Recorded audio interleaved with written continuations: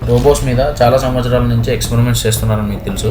ఇవి చాలా కంపెనీలు ట్రై చేసినప్పటికీ ఎక్స్పెరిమెంట్స్ ఫెయిల్ అవుతున్నాయి. అంటే వాటి వాకింగ్ స్ట్రక్చర్స్లో బ్యాలెన్సింగ్ని పూర్తి ఎన్హాన్స్డ్గా డెవలప్ చేయలేకపోతున్నారు. రీసెంట్ టైమ్స్లో ఈ రోబో లెర్నింగ్ కెపాసిటీ అనేది చాలా పెరిగింది. వీడియోలో చూస్తున్నది యూనిట్రీ H1 రోబోట్స్. మనం చూస్తుంటే కానీ ఆల్మోస్ట్ ఇంకా హ్యూమన్స్ యాక్టివిటీస్కి సిమిలర్ కానీ వాటి బ్యాలెన్స్కి తగ్గట్టు కానీ ఇవి యాక్టివిటీస్ని చేస్తున్నాయి. అలానే ఒక కన్సర్ట్లో డాన్సింగ్ ప్రోగ్రామ్కి కూడా ఇవి యూజ్ చేస్తున్నారు.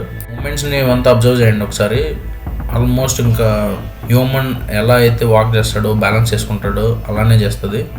ఎలాంటి అబ్స్టకల్స్ ఉన్నా, అప్ హిల్ అయినా డౌన్ హిల్ అయినా ఇలాంటి కేటగిరీస్ అన్నింటినీ అది ఈజీగా కవర్ చేయగలుగుతుంది.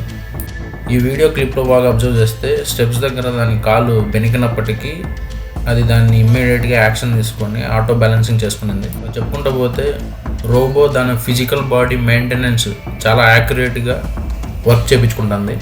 ఈ కంపెనీ వాళ్ళు ఏం క్లెయిమ్ చేస్తున్నారంటే ఈ రోబోట్స్కి వీడియో ఇన్పుట్ని ఇచ్చి దాని యాక్టివిటీస్ని సిమిలర్గా ఫిజికల్ బాడీలో పోర్ట్రే చేసే విధంగా దీన్ని బిల్డ్ చేసామని చెప్తున్నారు. అలానే ఒక రిమోట్ కంట్రోల్తో కూడా ఈ రోబోట్ని కంట్రోల్ చేయొచ్చు అని చెప్పి చెప్తున్నారు. సో ఈ రోబో టెక్నాలజీలో యూనిట్రీ కంపెనీ వాళ్ళు కొద్దిగా ముందుగా ఉన్నారని చెప్పచ్చు ఆ రేస్లో. వీళ్ళు ఇప్పటికే G1 అండ్ H1 రోబోట్స్ అని చెప్పి 2 మోడల్స్ రిలీజ్ చేశారు. అవి ఇంకా వాటి యాక్టివిటీస్ ఆల్మోస్ట్ హ్యూమన్స్కి ఈక్వల్గా ఉంటాయి.